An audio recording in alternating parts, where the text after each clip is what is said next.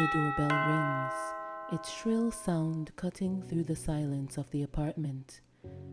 I pull myself up off the couch, the worn fabric of my sweatpants sticking to my legs. I don't bother to check the time. I know exactly when the Uber Eats order will arrive, and frankly, I've been counting the minutes. I shuffle to the door, tugging it open with a half-hearted smile. A bag of fast food sits on the doorstep, a greasy promise of comfort. There it is, the familiar surge of guilt, but it's drowned out by the immediate relief of knowing what's inside. I grab the bag, my hands shaking slightly as I close the door behind me. The weight of it feels like a personal failure. Ah, I mutter under my breath as I carry the bag to the kitchen counter. The little voice in my head nags at me, calling me weak. My eyes flicker to the reflection in the kitchen window. My own face, bloated and tired, staring back. I could almost hear the thoughts echoing in my head. You're failing. Again. The diet that lasted for all of 2 days. The weight that keeps creeping up, even though I swore this time would be different. I tear open the bag, pulling out an oversized order of fries, a burger that promises all my favorite indulgences, a large soda, a 12-piece serving of wings, and a side of 2 Hershey pies. I stare at the spread for a moment, the crispy fries like a siren song calling me in. I inhale deeply, the warmth fills my nostrils, willing myself to feel better, to stop hearing the self-loathing. Grabbing the remote, I slump onto the couch, the cushions sagging under my weight. I can already feel the tightness of my sweatpants around my waist, a constant reminder that my clothes don't fit like they used to. My stomach presses uncomfortably against the fabric as I settle in, ready to drown out the chaos in my mind. Every bite I take feels like it's adding to the mound of guilt sitting heavy in my chest. I've been gaining weight. I can feel it in the way my body drags more than it used to, the way my inner thighs get rubbed raw and stick together uncomfortably. The numbers on the scale have been inching up, and I know it, even if I no longer check in with the scale. I tell myself it's just temporary, just comfort eating. It's just one more cheat day. But deep down, I know the truth. I'm losing control. I skip past Netflix, not wanting to pay for another month of it, when I know I could just as easily find something on one of those sketchy movie sites. You know, the ones with all the pop-ups. But they somehow always have all the latest movies and TV shows. It's a habit now, this searching for free entertainment, especially to watch with food. The ads flood the screen, promising everything from sexy singles in my area to exclusive movie offers that are never as good as they sound. I usually try to avoid them, clicking away each time with the practiced swiftness of someone who's been here too many times before. After scrolling for countless moments, I start to absent-mindedly munch on the fries. Can't let those get cold. I grab a handful of fries, the crisp edges crackling between my fingers before I shove them into my mouth. The outside is golden brown, coated in a thin layer of salt and oil, the crunch sharp and satisfying. As my teeth sink in, the inside is soft, almost pillowy. Too soft, really. Like they've been sitting in the grease just long enough to lose their original bite. There's a faint coating of moisture in the middle, making them stick to the roof of my mouth as I chew. Each one slides down effortlessly, greasy and warm, coating my tongue with the taste of salty comfort. I don't even pause to savor the flavor. It's the crunch, the squish, the easy satisfaction of it all that I crave. My stomach moans in satisfaction at the greasy treat. Frustrated, I settle on Old Faithful and click on American Dad. It looks like there are even a few new episodes out that I haven't seen yet. The animated picture fills the screen and Francine's voice floats out. I move to turn the volume up, but at the same time, another pop-up appears on the screen and I accidentally click on it instead. Damn it, I groan through a mouthful of grease. I move to click the X in the corner of the page to close it, but this link doesn't look like the others. There was no mention of lonely singles, near me, or X-rated content. I hesitate, trying to make sense of what I'm seeing. Suddenly, I'm staring at what looks like a live feed. The image is grainy at first, blurry around the edges, but the longer I watch, the clearer it gets. I blink, unsure if I'm seeing things right. There's a woman, pale, disheveled, sitting in a small, dimly lit room.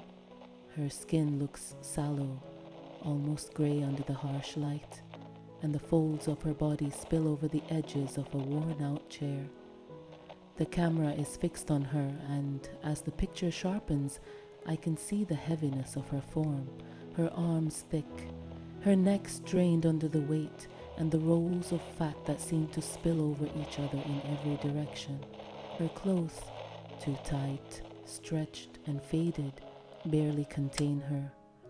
Her face is blotchy, swollen, the skin under her eyes puffy from what I assume must be sleepless nights. Her eyes flicker toward the camera, avoiding direct contact, but it's the sadness in her gaze that hits me hardest. There's no defiance in her, no pride in her indulgence, just weariness, resignation, like she's been trapped in this cycle for so long that even the act of eating has lost its meaning. The way she moves, slow and heavy, each motion carrying the weight of something deeper than just physical hunger. It's as if she's trying to feed an emptiness that nothing can fill. It feels familiar. It feels like looking into a mirror that's been cracked, reflecting a version of me I'm not ready to face. She sits rigidly, shoulders hunched, as if trying to make herself smaller in the chair that seems to barely fit her. Her breathing is shallow, labored, and there is a tremor in her hands as she reaches for another piece of battered, fried fast food. The fingers thick and trembling, glistening with the remnants of grease. Her eyes flicker to the camera every few seconds, avoiding direct contact, but it's clear she's aware of it, watching her. The tension in her body is palpable, as though she's trying to escape something. Perhaps herself, or perhaps the suffocating loneliness that fills the room. It's impossible to ignore how much she's consuming, how much her body has taken on. Each bite, each moment, an act of indulgence that seems more desperate than pleasurable. There's something almost tragic about the way she eats, the urgency in her movements, like she's trying to fill an emptiness that can't be sated. A voice inside my head tells me to click away, that this isn't normal, that I shouldn't be watching this. It's voyeuristic, it's wrong. But despite the discomfort creeping up my spine, I don't move. Something about it is compelling.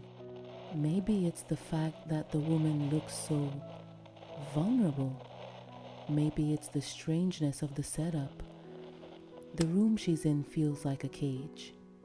The food scattered around her, a mountain of snacks and takeout boxes, seems almost excessive, like a deliberate trap. She's eating, but it's not with the casualness I'm familiar with. It's something else. It's frantic, desperate. The food, piles of it, forms a wall around her, keeping her in a prison of her own creation, much like I've done to myself. I lean forward, A few fries slip back into the bag in my distraction, leaving grainy salt and grease on my fingertips. Without thinking, I'm licking the residue from my fingers, eyes still focused, unblinkingly on the screen. What's going on, I wonder? Who is this woman? The longer I watch, the more the woman's unease becomes palpable. Her hands tremble as she reaches for more food, and her face, her expression, carries an overwhelming weight. It's not just about eating. There's something deeply unsettling about the way she looks at the camera as though she knows someone is watching. Someone like me. Another flash of guilt, another nudge of discomfort. I tell myself it's just morbid curiosity, nothing more. I mean, it's not like I came looking for this. I was just scrolling for something to watch while I fed the binge-eating monster. But the woman keeps glancing at the camera, and her isolation is so raw, so real, that I can't look away. It's as if the feed is pulling me in, making me complicit, making me need to know more. For a moment, the room is silent, except for the distant hum of the camera, like it's watching me as much as I'm watching her. The woman's trembling hand pauses mid-reach, as if she's about to stop, but then she snatches another piece of food, the desperation in her eyes unmistakable. A tear streaks down her cheek, and she wipes it away quickly, almost as if ashamed of it. The sight makes my stomach twist with something deeper than guilt, a sense of recognition, of something I've felt but couldn't name. I can't look away. I need to see what happens next. The woman opens her mouth to bite into a sloppy burger, but a loud, mechanical beep interrupts. It's another pop-up, and this time it's unavoidable. A message appears. Continue watching, get more for $5.99. Less than half the price of Netflix, I thought. I freeze, staring at the screen. The feed flickers, offering hints of what's to come. More footage of the woman. More of her sad, strange journey. The same weird pull is there. That inexplicable need to keep watching. I hesitate, only for a moment before clicking yes.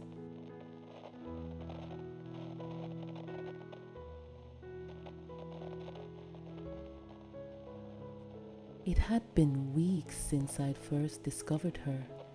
Weeks of sitting in my dimly lit apartment, watching her on the screen for hours each day after work. I'd tell myself it was just a passing curiosity, just a way to pass the time. But soon, it became an obsession. I kept watching, the days stretching into weeks, the weeks into months. Every evening, after a day of work that I felt more and more disconnected from, I'd sink into my chair with bags of chips, take-out containers or whatever I could find, and click on the feed. And she was always there, for only $5.99 per month, less than half the cost of a Netflix subscription. At first, she'd been a curiosity, just a woman in her own little world, eating in front of the camera, almost like she didn't care who was watching. But as the weeks passed, I saw something change in her. Not only did she grow larger, her body bloated with the food she was consuming, and her face became heavier, rounder. Her ears disappeared behind the compounding fat of her widening cheeks. She didn't seem to notice at first, or at least, she didn't seem to care. But eventually I could see it in the way she moved, the effort it took to lift her arms, the way her breathing grew heavier. Her eyes, once mostly blank, now almost always had a certain sadness to them. And the food, always the food. She was drowning in it. I could see how hard it was for her to even sit up, how she struggled to get comfortable, as if her body was becoming something she couldn't control. I could see how her legs stuck out almost comically from under her shapeless form, like one of those inflated glove balloons that had had just too much air. I saw as her fingers started to get a purple, sickly sort of tinge to them, and mysterious scratches and bruises that wouldn't heal appeared on her limbs, and I watched. I continued to watch every day. And I ate too, not just because I was hungry, but because it felt like a compulsion. Watching her eat, watching her spiral, it felt like something I had to do. It felt like we were in it together. But one night something changed. She snapped. The camera had been on her for hours as she shoveled food into her mouth. But this time, there was a strange tension in the air. I watched as she picked up a pizza box, her fingers trembling, and tossed it across the room in frustration. The pieces of food scattered across the floor, her eyes wild with anger, hopelessness, and sadness. She stared at the mess, her chest heaving, and for a moment, I thought maybe she was going to get up, to clean it up, to keep going, like she always did. But instead, she just sat there, her face twisted in a mixture of shame and fury. She continued to eat from the piles of food surrounding her. It seemed like the more she ate, the more food appeared around her when I tuned in the next day. But this time, by the next day, she had consumed all the food that was set up within her reach, but no more food appeared. This had me puzzled for a moment. She would get angrier as she got hungrier and hungrier, but it almost felt as if she had been abandoned. And that was the first time I ever seriously wondered who was bringing her all the food. Surely she couldn't go out and get it herself. At her size, I highly doubted that she could even go to her front door to pick up a delivery. The feed froze for a moment and I thought it was over. But then I saw her crawl across the floor, sometimes on her belly, sometimes oddly on her sides.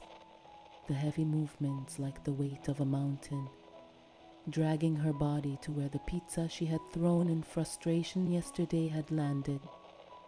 She picked up the pieces, slowly eating them from the ground, as if it were the only food she could have. She didn't seem to care that it was on the floor, that it was dirty. She ate like a woman starved, consuming the scraps like they were her last meal. It was then that I noticed something strange. After she finished the last piece, the camera stayed still, the feed silent. She waited, but no more food appeared. Her eyes flickered to the camera, then to an empty space that was not captured by the feed, almost as if she were expecting someone. A moment passed, and still nothing.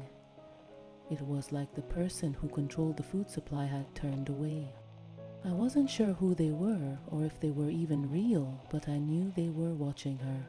And when she finally dragged herself back to her original spot, exhausted, defeated, the camera flickered once more and went black for a solid minute. I stayed tuned. I didn't start wondering if the feed had somehow dropped until maybe 30 seconds into the blankness. But when the feed came back after a minute, new food appeared in front of her. For the next few weeks, I couldn't stop thinking about that night. The anger, the helplessness, the strange ritual she had to go through just to get fed. And yet, I kept watching, just as I kept eating. I didn't want to see it. I didn't want to know what was happening. But there she was, day after day, feeding herself, growing, getting larger, while I did the same in the silence of my apartment. The food, pizza, chips, ice cream, it didn't matter. Kept coming, it kept filling her, and it kept filling me. But I couldn't admit it. Not yet. One night I tried sitting in my favorite chair again, settling into the familiar space where I usually watched her. I wanted to pretend everything was the same. But this time I felt the squeeze, the pressure of the armrest digging into my sides. I shifted, but the chair felt wrong, too small, too tight. I forced myself to ignore the discomfort, telling myself it didn't matter. After all, I was still comfortable. I was still fine. But was I? The arms dug into my sides, and the back felt too tight, like the chair was shrinking. I told myself it was the chair's fault. Maybe it was getting worn out. But deep down, I knew it wasn't. It was me. I was too big. My body had changed, but I wasn't ready to admit it. I tried shifting, moving my weight this way and that, trying to fit myself into the space, but it was impossible. I looked down at my hands, resting on the armrests, then at my stomach spilling over the edge of the seat. I could barely get comfortable in the one place I'd always felt at ease. I sighed and grabbed the remote. The feed of the woman was still on the screen. Her face, her wide eyes, the barely fierce smile. She was eating again, more than usual, gorging herself on chips and pizza, her belly swollen and bulging with dark veins scattering unusually across her legs. And all the while I kept eating too. I was getting lost in it, both in her and in myself. Maybe it didn't matter if the chair didn't fit anymore. I didn't need to think about that. Not now. The next morning, I tried to go to work. I'd missed a few days already, telling myself I needed time to reset. But today, I was going to make it. I dragged myself from the bed, the sheets clinging to my skin. I hadn't slept well. The moment I reached the bottom of the stairs, I felt my heart race. Not from any kind of excitement, but from sheer exhaustion. My legs were heavy like concrete, and every step felt like a huge effort. I paused at the bottom, gripping the railing for support, sweat beginning to bead on my forehead. Just getting to the first step felt like an impossible task. I tried to take the stairs 2 at a time like I used to, but my breath hitched and the pain in my knees shot through my body like electricity. It wasn't just a bad day, it was me. I had become someone who couldn't even make it up and down the stairs. Getting to work was terrible. By the time I got there, I felt absolutely drained. I barely fit into my chair at my desk. In fact, I was lucky the chair didn't have armrests at the sides, or I would not have fit. My folds hung heavy like weights in my pockets over the sides as I tried to look busy and productive at my desk. I saw the glances. I heard the whispers. I felt the tears sting my eyes in response. By the time I got back to my apartment and labored to the 3rd floor, I collapsed onto the landing, taking a moment to catch my breath. I had no idea how long I'd been there. It felt like an eternity. When I looked up, the familiar door to my apartment loomed in front of me. I couldn't shake the thought that maybe I should have taken that ground floor unit years ago. But no. I shook my head. It was just today. Maybe tomorrow would be better. I would be better. I'd never let myself get too large, I thought. The next day, I didn't go to work. I couldn't. The effort of the day before had left me nearly bedridden. I didn't go the next day either. It wasn't like I'd had a choice. By the time my boss called, I already knew what was coming. I didn't pick up. The email came a few hours later.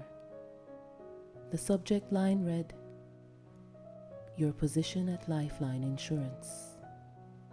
I opened it without much hope. We understand you need time off, but we've had to make some adjustments. Your position has been filled. We hope you understand. There it was. I didn't even cry. It wasn't like I had energy for anything except more food. It was easier to stay numb, to keep avoiding what I didn't want to face. Losing my job? I didn't even care anymore. I hadn't really cared for a while. Maybe it was my fault. Maybe I should have done something sooner. But the truth was, I had no fight left. So I ate. I sat at my desk, surrounded by half-empty bags of chips and takeout containers, scrolling through apartment listings. Now, with no job, I needed to get a cheaper apartment. I wondered, without much hope, if I could get one of those customized for bigger bodies. I should probably file for unemployment, I thought, or maybe even disability assistance. Surely I couldn't get a job now. The days and weeks, maybe even months, blurred into each other. I didn't leave the apartment anymore. I didn't have to. My disability and unemployment claims had gone through quickly, and now I had enough money to live off for a while, even if it wasn't much. The apartment I was in was getting unbearable. Too small, too high up. The stairs, the chair, my body, none of it worked anymore. I needed a change. I needed to fit somewhere. I started searching for places. Ground floor units, spacious doorways, wide, open spaces. I couldn't afford luxury, but I needed to be able to move. I needed a place where I could feel like I fit. It took a few days, but then I found it. The perfect place. Ground floor, a 2-bedroom unit.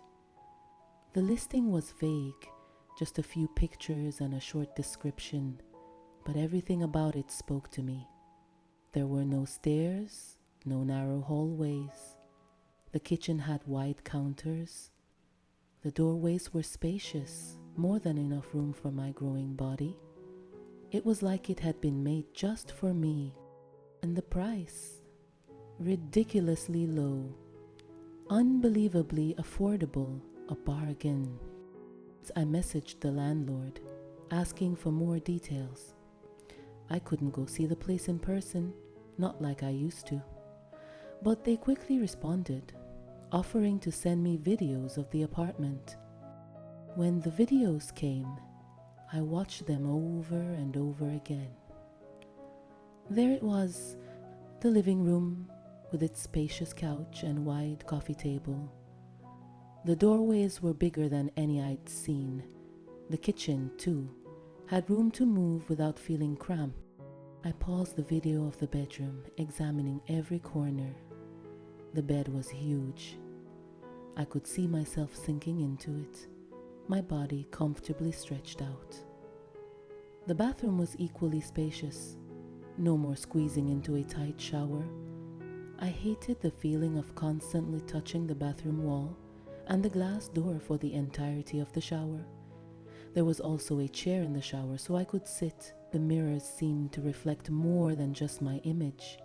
They reflected a version of me I didn't recognize, one that was slowly fading into this new life, this new world. It felt like a strange kind of relief, but also something darker. Maybe it was desperation. Maybe it was just me coming to terms with the fact that this was my life now. But even as I watched those videos, a nagging feeling settled in my chest. I was happy, right? No more stairs, no more discomfort. A life that finally fit. But was this really the life I wanted? The screen flickered as it always did when I logged in. The familiar view of the woman filling the frame. She was slouched in her bed, surrounded by the familiar piles of food. empty boxes, wrappers, all of it scattered around her like debris from a storm she couldn't escape. But tonight, something was different. There was a new addition to her room, a CPAP machine. Its tubing snaking across the floor next to her bed. The machine hummed quietly, but in the stillness of the room, it sounded like a warning. The rhythmic pulse of the machine only amplified the quiet, suffocating reality of her condition. She wasn't looking at the camera at first, her eyes vacant as she stared at nothing in particular. The weight of her body seemed to fill the entire frame, her face swollen and heavy with the excess that clung to her like an unwanted companion. Her cheeks were round, so full that her eyes appeared to be sunken in comparison, making her look like a bloated, sad version of herself.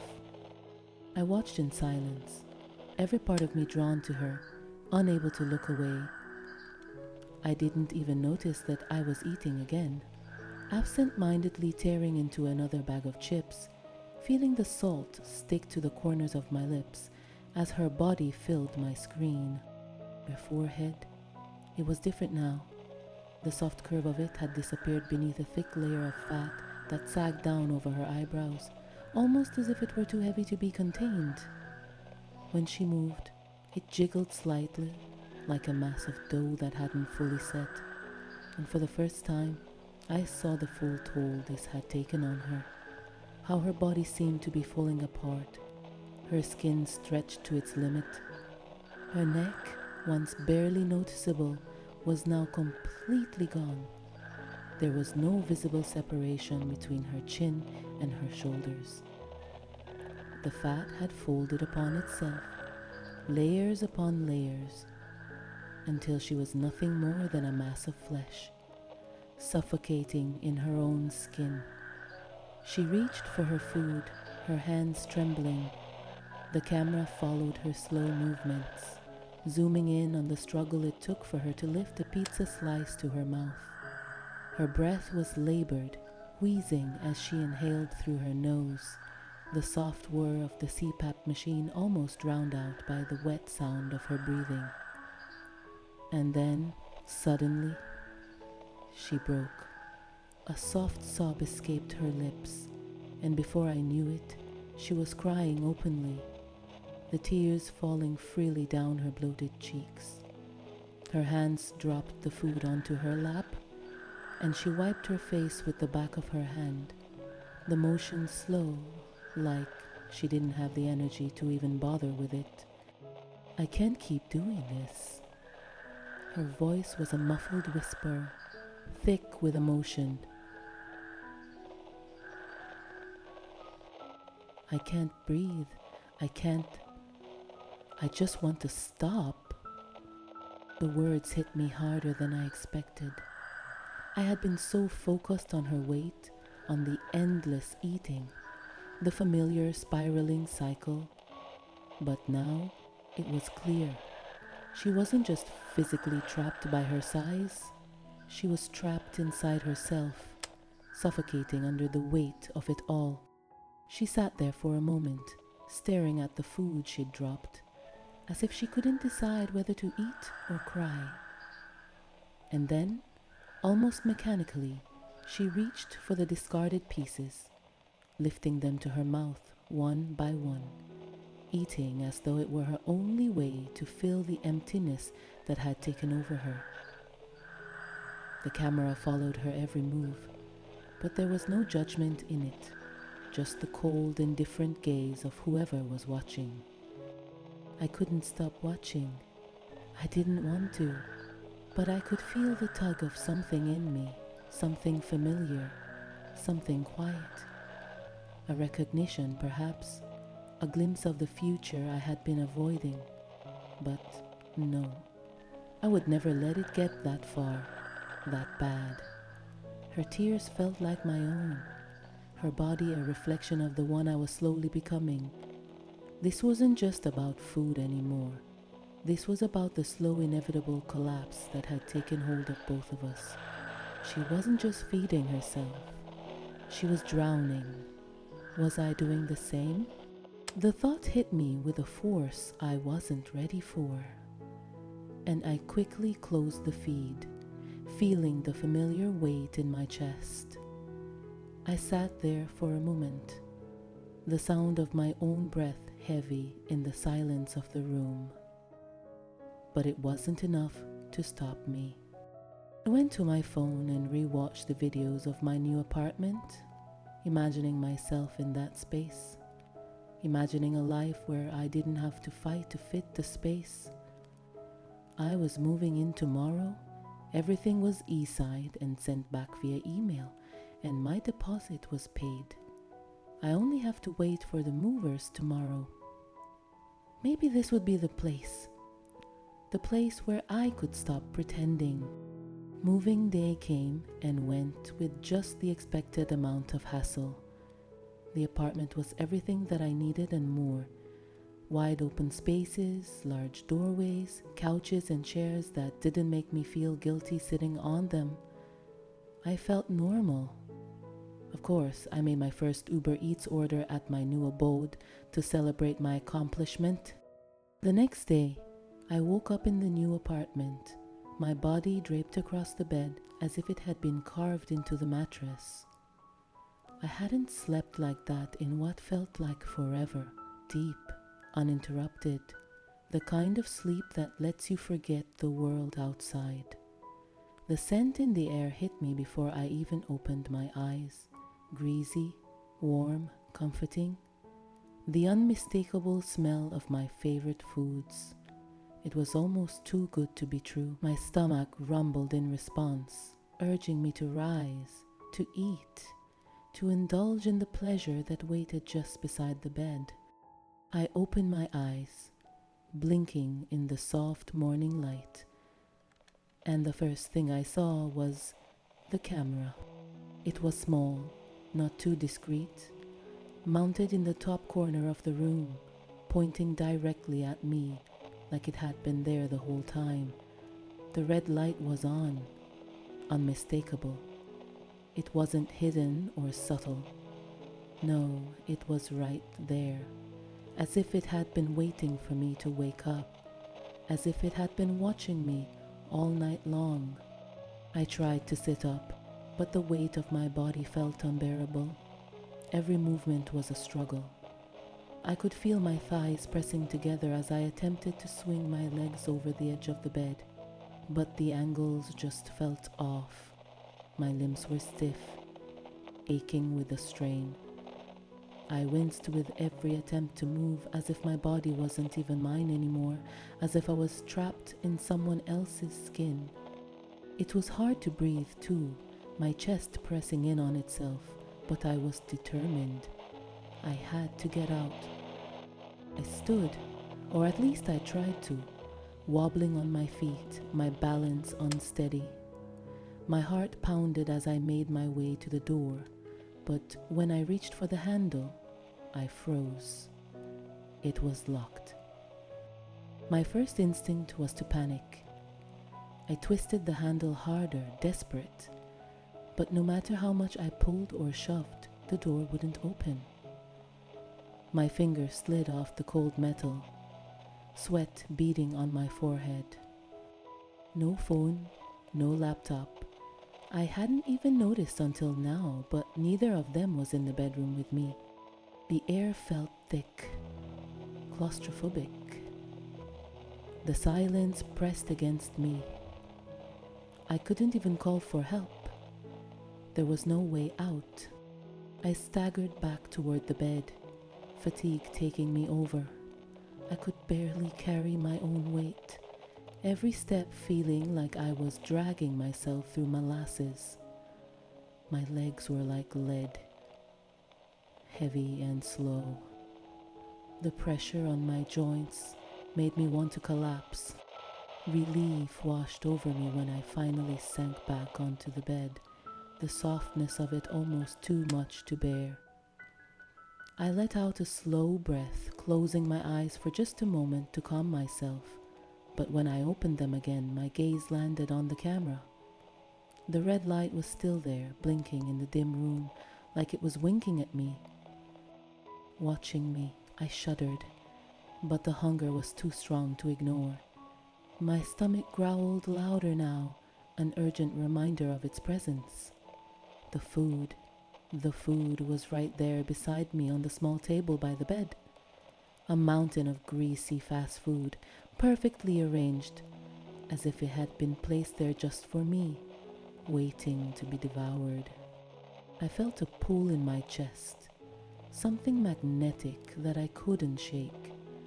It was all so close, so easy, a few inches, just within reach. I should just have something to eat to gather my strength, I convinced myself. I couldn't resist. I reached out, my fingers trembling as they brushed against the bag of fries, the warm paper crinkling under my touch. The smell was intoxicating, the salt and grease filling my senses. The temptation was too much. I tore open the bag, feeling the crispy fries slide into my palm, and before I could stop myself, I stuffed them into my mouth. Eyes closing, savoring the salt, the grease, the crunch. I didn't care. I didn't care about anything anymore. I ate faster now, my mouth moving on autopilot, as if my body had forgotten how to do anything else but consume. The camera watched, the red light unwavering, steady. They were watching me now, and I was eating. My mind was a haze, the food filling the emptiness inside, numbing everything else. My body groaned in protest, but I couldn't stop. I couldn't stop now. It was too good, too easy, too comforting. I shoved more food into my mouth, each bite a little faster, a little more frantic than the last. The weight of my body didn't matter anymore. The locked door didn't matter. All that mattered was the food, the hunger, and the relentless, ever-present camera that witnessed it all.